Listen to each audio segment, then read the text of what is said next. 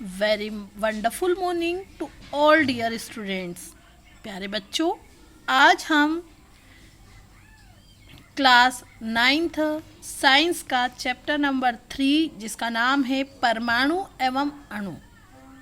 तो इस परमाणु एवं अणु, जिसको इंग्लिश में एटम्स एंड मॉलिक्यूल्स कहते हैं, इसके बारे में हम फुल डिटेल स्टडी करेंगे। तो बेटा, इस चैप्टर को शुरू करने से पहले मैं आपको बता दूं कि इसमें परमाणु एवं अणु के बारे में पूरा बताया गया है। अब ये जो परमाणु और अणु हैं, ये क्या होते हैं, किससे मिलकर के बने हैं, है ना, और इसके बारे में नियम किसने दिए, ये सारी चीज़ें हम इस चैप्टर के अंतर्गत पढ़ेंगे। ठीक, और कुछ फॉर्मूलाज लिखना भी हम सीखेंगे। ठीक है, तो ये थी आपकी इस चैप्टर की पूरी समरी कि क्या करने वाले हैं हम इस चैप्टर में। अब देखो, अब शुरू करते हैं हम चैप्टर। तो एक दार्शनिक थे जो कि हमारे भारतीय थे और उनका नाम था महर्षि कनाड। अब ये जो महर्षि कनाड थे, इन्होंने क्या सुझाव दिया, इन्होंने क्या बताया, इन्होंने कहा कि यदि हम द्रव्य मतलब पदार्थ, ठीक है, इन्होंने कहा, और पदार्थ मतलब क्या, मैटर, ठीक, इंग्लिश में मैटर, हिंदी में पदार्थ और द्रव्य। तो उन्होंने बताया, महर्षि कनाड ने, कि यदि हम जो हैं द्रव्य को विभाजित करते जाए, छोटे छोटे उसके कण प्राप्त होंगे। यदि हम उसको विभाजित करें तो हमको क्या प्राप्त होंगे, छोटे छोटे से कण प्राप्त होंगे।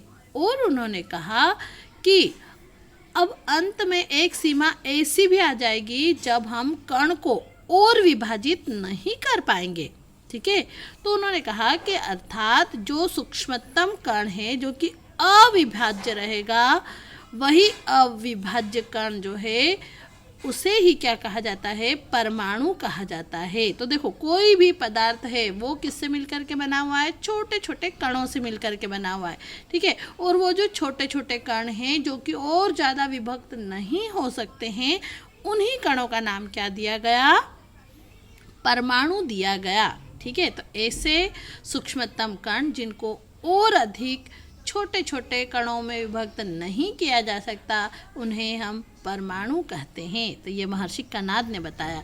अब और साइंटिस्ट आए अलग अलग, ठीक है, सबका मत एक ही रहेगा, तब जाकर तो नियम बनते हैं, सबके मत एक होना चाहिए। अब देखो, अगले साइंटिस्ट आए जो कि थे ग्रीक के थे, और ग्रीक के जो साइंटिस्ट थे उनका नाम था डेमोक्रिटस एवं लियूसिपस। ठीक है, अब देखो, ये दो साइंटिस्ट थे। तो इन्होंने कहा, डेमोक्रिटस और लियूसिपस ने कहा, उन्होंने सुझाव दिया कि यदि हम द्रव्य को विभाजित करते जाएं तो एक ऐसी स्थिति आएगी कि जब प्राप्त कण को हम पुनः विभाजित नहीं कर पाएंगे। ठीक है, और उन्होंने कहा कि इस अविभाज्य कण को ही क्या कहा जाता है, तो परमाणु कहा जाता है। और ये सभी सुझाव जो है दार्शनिक विचारों पर ही आधारित थे, और इनकी वैधता सिद्ध करने के लिए 18वीं शताब्दी में जो है कोई प्रूफ नहीं था, कोई प्रयोग नहीं किया गया था। फिर जब 18वीं शताब्दी का अंत हो रहा था, अंत होते होते जो है तत्व और यौगिक के बीच में जो है भेद समझ में आया, और उन्होंने कहा कि दो साइंटिस्ट यहाँ पर और जो है ऐड होंगे, दो साइंटिस्ट और हैं जिन्होंने इस मत को जो है सिद्ध करने के लिए अपना मत भी दिया, नियम बनाए उन्होंने। तो कौन है वो दो साइंटिस्ट, तो वो है बेटा एंटोनी एल लवोजियर और एंटोनी एल लवोजियर। इन्होंने कहा कि रासायनिक संयोजन के दो महत्वपूर्ण नियम हैं जो रसायन विज्ञान को महत्वपूर्ण आधार प्रदान कर सकता है।